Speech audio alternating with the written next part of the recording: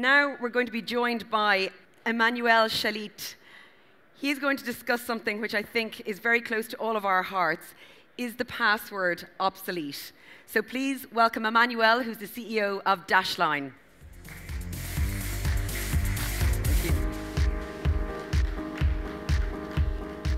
Hi, everybody. So it looks like there's a lot of you that are interested to hear about the death of the password, which is not a surprise. So let me start with a few words of introduction about us. Dashlane is if the clicker works, so let me retry. Yes, Dashlane is a venture-backed internet company. We have about 50 employees between Paris and New York. We've raised a total of $30 million of capital to date to do one thing, what's behind me, which is to make identity and payments simple and secure everywhere for our users. So essentially what we do through the apps we've built for Windows, iOS, Mac, and Android is we allow people to automate things like registration, login, and checkout. We have about 3 million users today, and they have used our product to do more than a billion logins already. So we know a little bit about passwords. I'm going to start with an experiment. So those of you who have smartphones, you should take your smartphones and actually look at the keyboard on your smartphone. So chances are that the keyboard on your smartphone looks something like that. And at least the English language keyboard on your smartphone. And some of you may think they know why the keyboard is laid out this way. I was actually convinced that the reason why the keyboard was laid out this way was to make typing more efficient. Well, after researching the topic, that's actually not the reason, and the reason is quite telling. This design is actually 140 years old, and it was invented by an American a newspaper editor in Milwaukee called Christopher Latham Scholes, and he invented that to solve a problem, a very old problem, which was the fact that the keys on the typewriters would jam if you type two neighboring keys too close to each other. So that was the problem he was solving, which has actually nothing to do with the efficiency of typing. And he actually patented the very first designs of that keyboard, which were slightly different. He sold that patent to the Remington Corporation, known for building the Remington typewriters. And they actually got to what is the final layout of the keyboard, what we all know today, what you all have on your phones, which is this layout with Q, W, E, R, T, Y, etc. Now, the funny part of the story is that the last thing they changed in the design was the top row. And they picked this layout for one single reason, which was to allow the salesman from Remington Corporation to write the word typewriter just with the first row. That was the only way to do it. So for that completely absurd and obsolete reason, you all have on your smartphone virtual keyboard a layout that was invented 104 years ago, and that probably makes no sense today. It's kind of absurd. And by the way, there have been many attempts to replace that layout with something new, but they have all failed. Because essentially what this layout is a great example of what's called a de facto standard. So let's see how that relates to our discussion today. Let's talk about this gentleman. So this gentleman is probably one of the most successful business inventors ever. You have all used or are still using products sold by his company. And he's also, by the way, probably the most generous philanthropist on this planet. He has saved more lives than many governments in many countries. Now, this guy in 2004 made a prediction, or it was not even a prediction, it was a statement about the present. He said that the password was dead. And he had good reasons to say that. He said that because essentially, as the CEO of a big tech company, he was able to see the issues coming from all of us having to use passwords. Now, what's interesting when you fast forward to today, 10 years later, is that that is at least one instance where Bill Gates was wrong. Now, what's interesting even more is the reason why he was wrong. And it's interesting because today we live in an age where we think about the fact that everything can be disrupted. It takes 2 years to define new markets, displace any product. Now, the thing in that instance that Bill Gates forgot was that the password had actually become a de facto standard. And in fact, there are many more passwords, many more people using passwords today than there were in 2004 when he made that prediction. So why is it that passwords are actually so hard to kill? Why are they still around? So the concept of password was invented more than 3,000 years ago. And until recently, until 25 years ago, nobody had passwords, except maybe spies and gang members. But today, we all have passwords. We have a lot of them, and that is precisely because of the internet. So the reason they are still around, first and foremost, and more today than 5 years or 10 years ago, is that there are 600 million websites on the internet that actually rely on logins and passwords to authenticate you when you use them. There's another reason, which is that the very notion of password, it's a low-tech concept. Nobody owns it. There's no patent. It's a free technology. It's incredibly cheap. But there are deeper reasons why passwords are still so prevalent. The first one, and this is, by the way, why the password was invented, is that passwords are eminently shareable. I can give you my password if you need to access something. That's why passwords were invented. And also, very importantly, passwords preserve anonymity.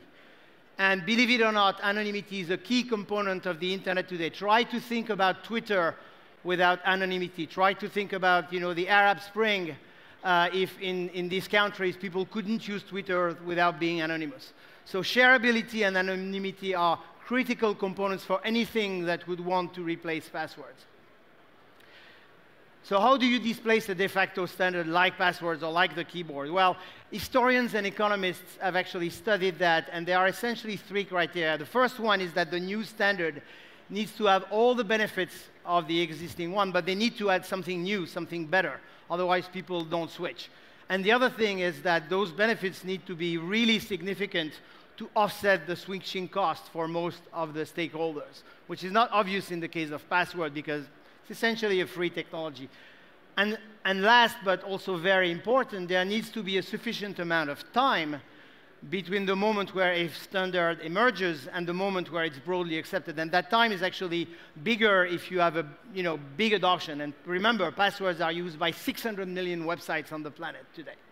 So what are credible alternatives to passwords? How do you actually replace them with something?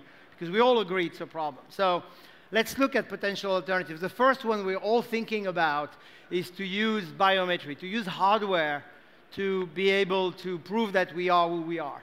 And it's very attractive because, first of all, hardware has the advantage that biometry has the advantage you don't have anything to remember. It's your eye, it's your finger, but you don't have anything to memorize. And the second thing is we all have the perception, and it's largely a perception, that it is probably safer.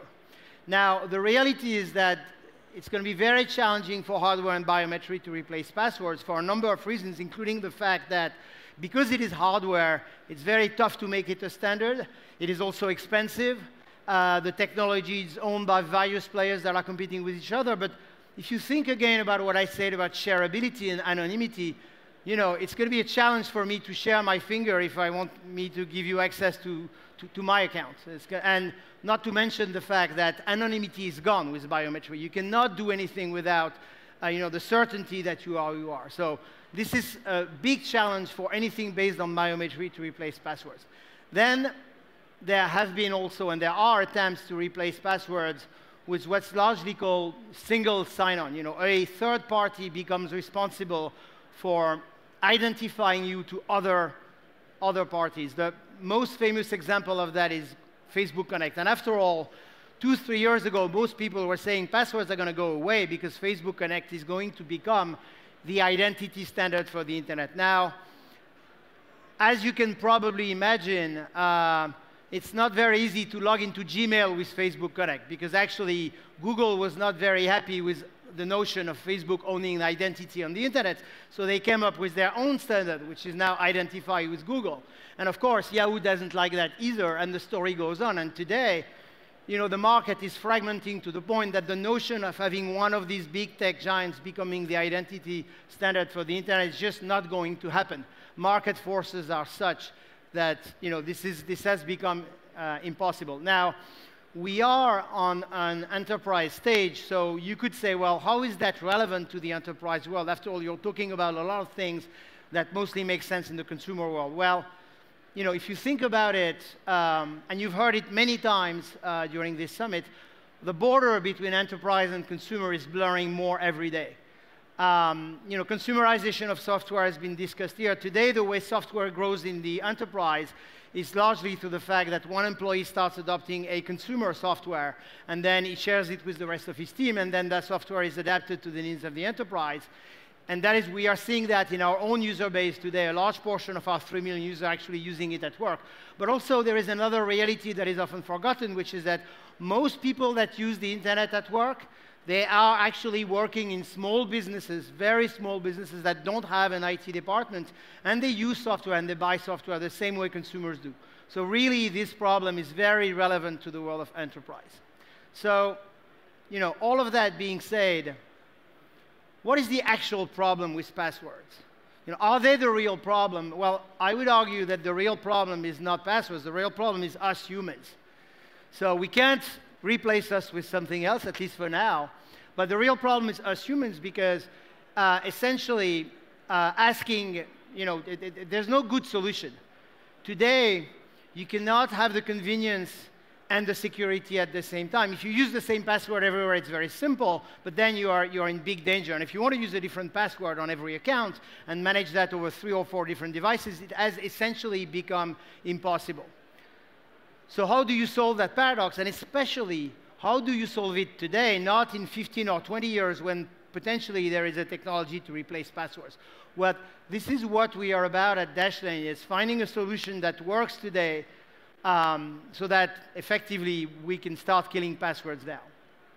So how do we do this for our millions of users today? Well, we provide them with apps that exist on all of the major operating systems, on the desktop and on the mobile.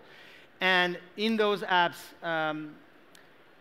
they use those apps to manage all of their online accounts. So if I take an example here, these are 8 online accounts I have today, and I can tell you, you'll understand why in a second, why I don't know, I don't remember, and I never type any of these passwords, because these are my actual passwords for these accounts.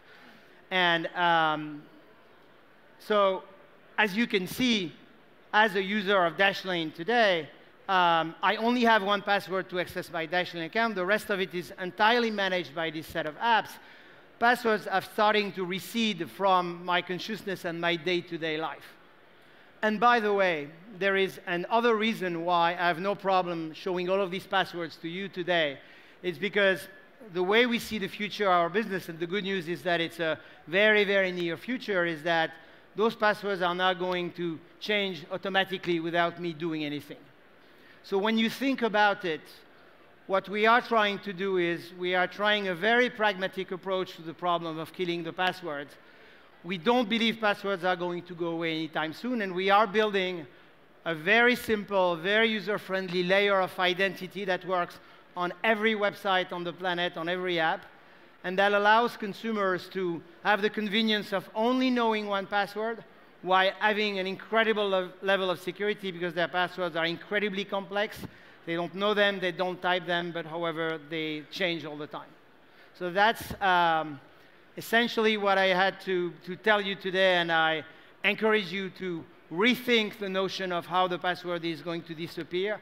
Stop waiting for some incredible biometric technology that is going to come maybe in 20 years, and start acting as consumers today to protect your privacy, your security on the internet, and make the internet simply more fun and more enjoyable. Thank you.